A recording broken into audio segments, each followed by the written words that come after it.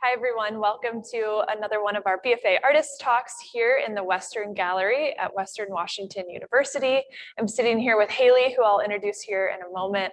But we're so glad you're all joining us. Thank you for supporting our BFA artists and their culminating exhibition, Material Mind. My name is Tammy Landis. I am the museum educator and curator here at the Western Gallery, and I will be moderating a conversation with Haley about their work, and we're going to talk about this installation and all the complex layers that go into it.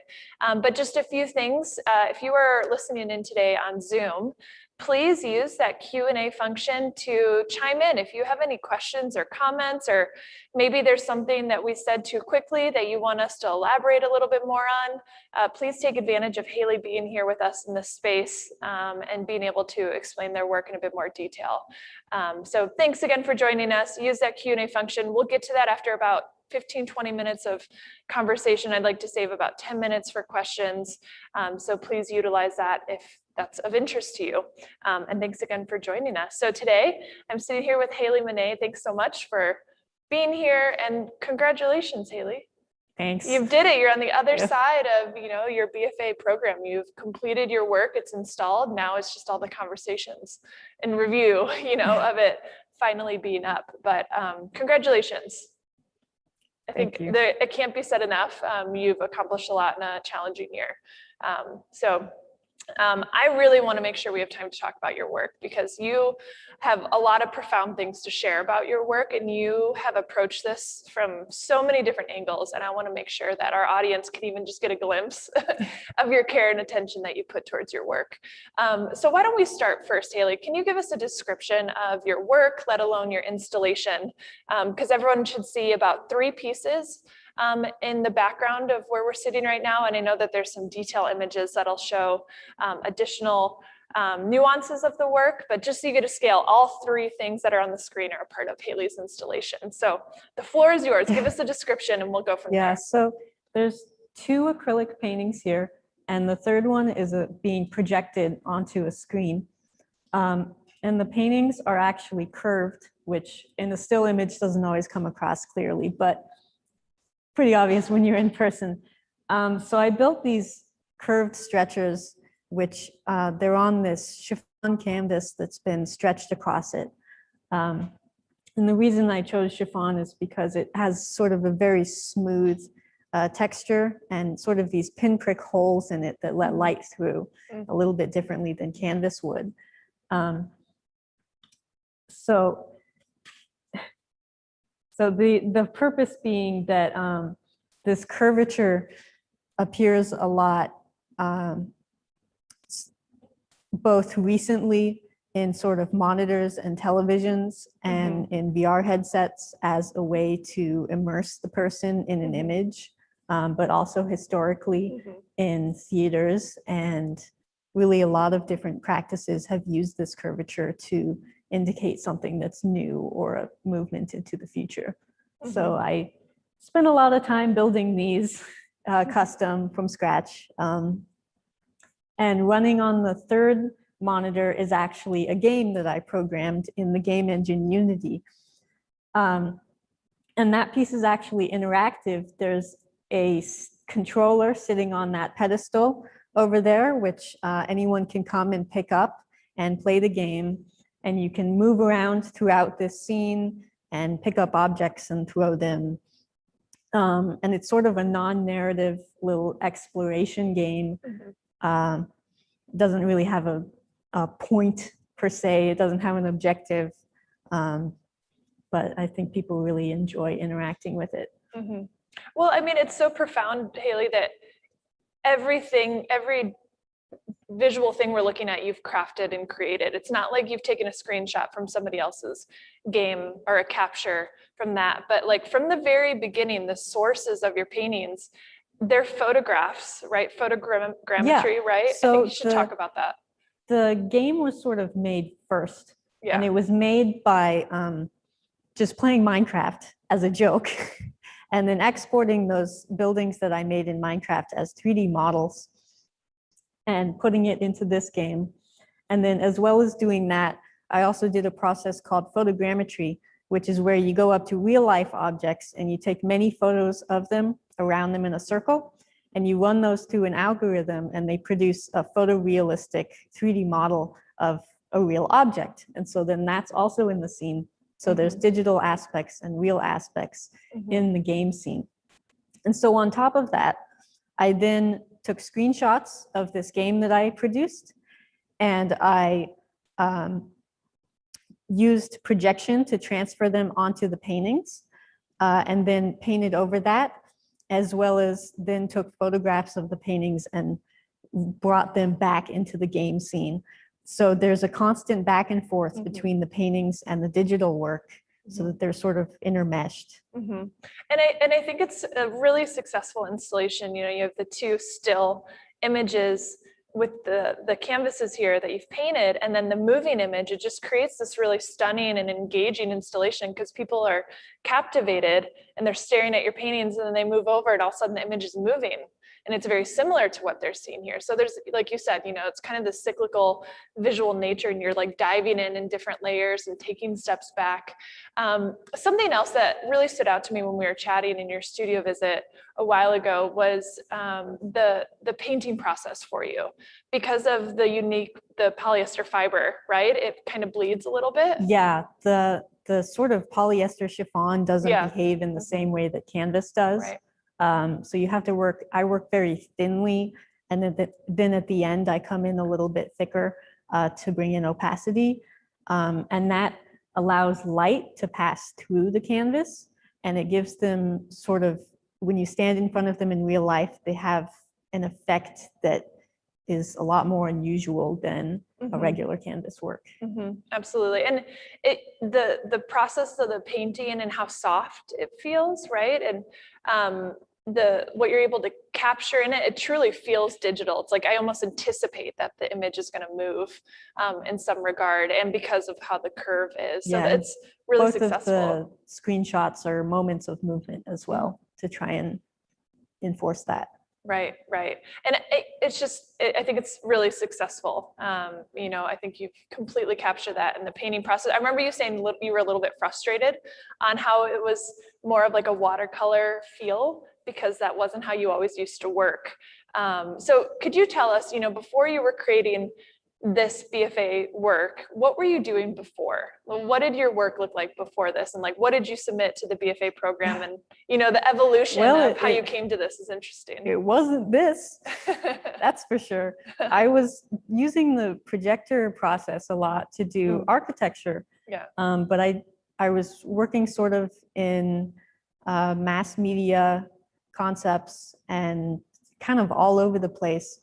And during the spring and summer, when things started to go online, I started to rework what I wanted to talk about. And I realized that something I could do regardless of my situation was to work digitally. So I sort of taught myself to use Unity as sort of a backup. And as I continued to move forward, I realized that I really wanted to blend Unity and the painting that I had been doing before. And so that's sort of how this ended up being. And you know, there's something to be said. You're walking away from your BFA program as a painter, but as well as a digital artist, and you didn't necessarily anticipate that. Yeah, I took a little bit of computer science in community college, and that turned out to be a really good thing. But you know, further, the themes that were of interest to you and some of the broader topics of conversation that you and I have been about technology in the fine arts and the digital experience within the fine arts. Could you expand on that? Because I think your conversation of, you know, how we experience art and the digital and paintings and how that has manifested through the history of art, photography, I think that has stood out to me. Yeah, I mean, I chose painting specifically because painting has its own history that's very well talked about and very well critiqued and considered very critically. But video games are sort of off in their own land, where it's really common to not look at them critically. And despite this, there's sort of been movements lately to rethink why it is that video games are considered their own medium and not art. And So while I was trying to distill this thought into something while I was installing, a piece of news came out in the game industry that just like fell into my lap, where there was a lawsuit between Apple and Epic Games Store, which is a publisher of games. Apple trying to get the game store to shut down. And in the lawsuit, they made this claim that Epic Games should shut down because they carry games by another publisher, which is the publisher I use, called itch.io. And in this legal lawsuit, they claimed that the games itch.io carries are unspeakable content and disgusting. And at the time, when you first hear that, it's like a funny joke. It's like, haha, Apple called me gross, you know? But then you think about it for a while and you think about why it is that a mega corporation would want to call you disgusting. And the reality is that the publisher I'm using is publishing mainly works from LGBTQ people and a larger, diverser group of people that's different from the past history that video games have had with larger AAA companies that have not been very diverse. And the work that's been created that's similar to this piece, this game that I've made, has been very different than what's come out in the last, games is not very old. It's only like 80 years old. So when you start to apply that context of why Apple would say that, you start to get at what I really want people to think about, which is, the larger issues that these smaller jokes and that this culture of joking sort of covers over. I make a lot of jokes about Minecraft, but Minecraft is a really large sort of part of our cultural context of young people now. And when you don't have that, if you don't understand that cultural context, then you don't really understand some of the history of what's going on right now, both in the way people think and what's going on in the news. So, I wanted to make this work that has jokes and comedy and absurdism in it with the Minecraft and the giant curves and the digitality, but at the same time, the painting, which is a very critical thinking sort of medium. And to make people ask, well, why would you mix these things? And what's going on behind the scenes? I've had people ask me, I've never seen anything like this before. And I try to explain to them that there's entire genres of this and that they're brand new within the last 4 or 5 years. And that they really explain the way people are thinking and acting in the last 4 or 5 years. Absolutely. And I think that really brings in this work to this moment of right now in our digital age and just how we're experiencing it, like you're talking about your generation. And I think that's a really significant part of your work, that it communicates to right now. Like you're always going to look at this body of work and think through the time and what's been evolving and the conversations that are happening. And it might feel very dated in 10 years when you look back at it, but it's a significant aspect of your work. We're kind of at a moment in time where things are moving really, really quickly. And, even when I started this project, I started thinking, oh, we're in meta-modernism. This is what we're doing. This is what we're thinking. And then the pandemic hit and those sort of ideals didn't really make any sense anymore. And now we're in something new and I don't really know what to call it. And these works will probably feel really dated very soon, but I think it's important to have some work that's about, I don't know, meme culture or taking meme culture seriously. And what does it mean to have this work in a professional gallery? Yeah. Right. Yeah. And I was thinking maybe you should share a little bit about the installation process for you, because I know some of the audience are a lot of BFA students or undergraduate students who might be interested in getting a BFA and pursuing the arts as a career. And as this is the first time, I believe, that you've installed in a professional gallery, you've gone through the whole process. What was that like for you? And, you know, in culminating thoughts, what is it like now to have this work in this setting? Well, it's pretty surreal because Yeah. these things are hard to move. They're definitely a little adventure. So literally every the time you move them. physical side Yeah, of so it. the physical is a challenge. Yeah. The digital is also a challenge because, you know, despite me saying that despite my thought that, oh, I'm so steeped in this that I understand how it works and how it is. When you hand these things off to a lot of people, they've never seen it before and they don't know how to work with it. And, you know, the attendants have to be explained what it is and how to work with it and all of the small details that I take for granted. Haley's talking about the people that sit in the gallery and maintain the work, which is a very real thing when you're thinking about digital work in the gallery, is the day-to-day and how it can be handled. But keep going. Yeah.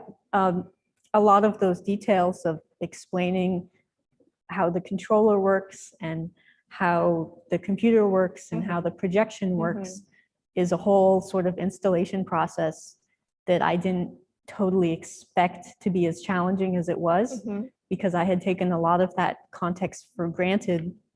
And I think that that still plays into some of what I'm talking about, which is that the people who understand a lot of the context and things that these works are relating to take that for granted and stay in their own small communities.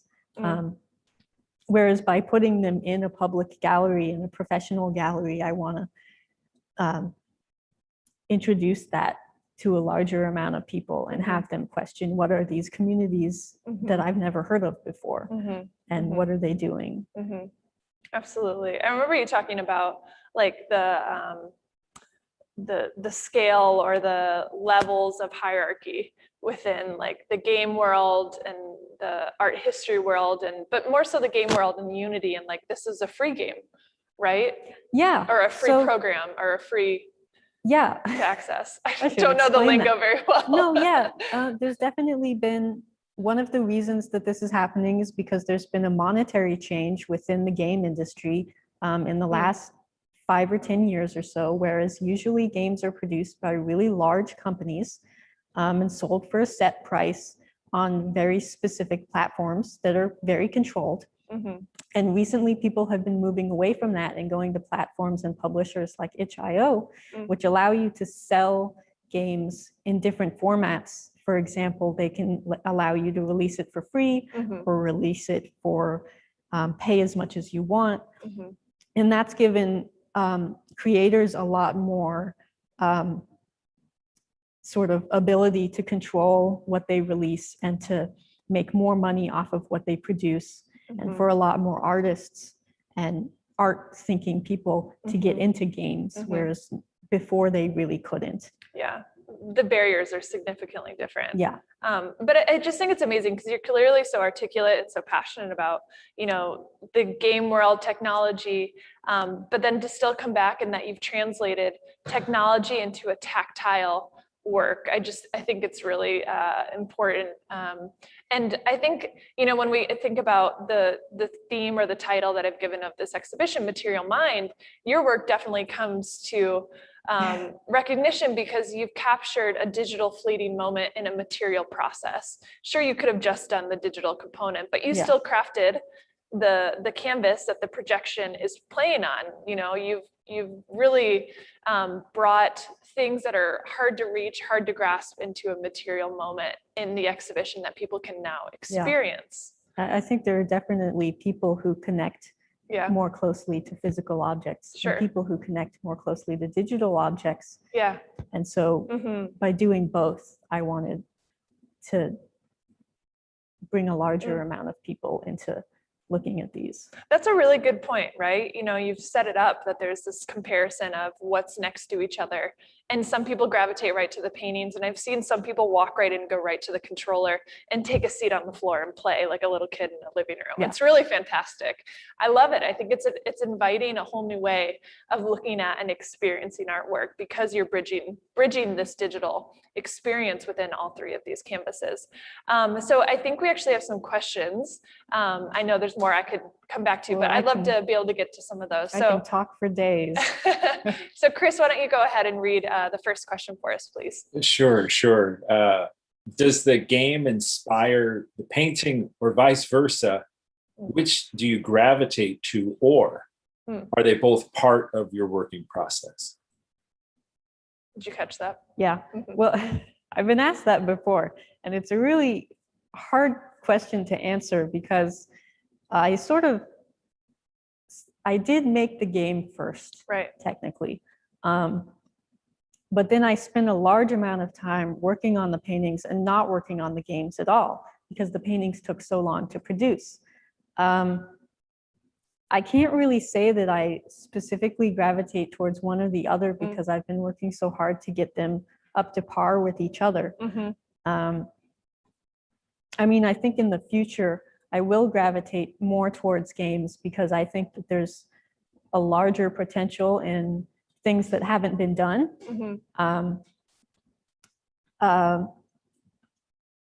But at the same time, I don't really want to give up on painting entirely. Good question. I think it's you know, the duality of these two processes is really important. I think we have another question, Chris. Yeah, how long did one of the paintings take? So I worked on these two paintings basically constantly for an entire quarter. So a quarter is what, 9 to 12 weeks or so. And I worked on both of them at the same time. The projection process can take about 2 weeks. And then after that, all of the layers on top of it can easily take 4 to 6 weeks. So, but I'm kind of a slow painter. And I'm kind of doodling along. But you have great attention to detail too, I have to add. Like, you have a lot of care for your work. You don't just slap these on. Every moment, every aspect of your painting is thoughtfully considered. So lots of time, yeah, I would say. Yeah. I think we have another question, Chris. Thank you. Yes. How is the color scheme in the paintings developed? Okay, so that's a funny question. At the very, very beginning of the year, the Oregon and California wildfires were going on. And I was just wildly looking for color schemes. And I wasn't entirely set on what my concept was going to be. So I had found this photo that was this wildly orange and contrasty photo. And I did a whole bunch of test paintings based on that photo. And then I made the game. And the game was based on the color scheme. And then, of course, the larger paintings need to be based on the game's color scheme. So I would like to say it's more intentional than it is, but it's a little bit like everything this year has been orange. So I don't know. It worked out in a way that it's sort of fantastical. Yeah, definitely. It brings you into a surreal space, abstract space, with floating objects. Yeah, absolutely. So I want to, before we close, I want to ask you, what's next for Haley? What are you anticipating, or what are your hopes for the next few years? For a while, I was considering a position within games that has actually shown up pretty recently. That's called a technical artist, which is someone who has a fine arts degree but also knows enough about programming to be a stand between for programmers and artists. And that's a really bizarre position because there's not a lot of people who have fine arts degrees and know how to program. I'm not totally set on if that's what I'll do or if I'll just continue working digitally on my own projects. But that's sort of the direction I'm thinking of right now. Are you gonna stay in Bellingham, or do you want to venture to other places? not decided. Not I decided. just signed a new lease, but we'll see. Yeah. Great. Well, Haley, thanks for sharing so much of that. Clearly, you're very passionate about this work and about the process and the steps it's taken to get here. It's very clear from this interview, but also I think when people come in and experience this, they can really see the care and attention that you've put on this installation. So congratulations. Thank you. You've done some really good work. So before we close, I want to make sure you all know that you can come to the gallery. You don't have to just be a Western student or staff or faculty. Please make an appointment, come in and come experience Haley's work in person and come see the nuance and detail that Haley has put so much care into this installation, the 2 canvases with the paintings and then the digital projection that you can come in and literally play. You can come play for hours. I mean, for the times are open at least, so 3 hours if you wanted. So there's some pretty fun aspects of this. It's great to see the gallery used in different ways. I really enjoy it. So thank you all for being with us today. Thank you, Haley, for your time. And we hope to see you all at our next BFA Artist Talks, which are tomorrow. We have 2 more, and then we'll be closing this series. So thank you all. We'll see you soon.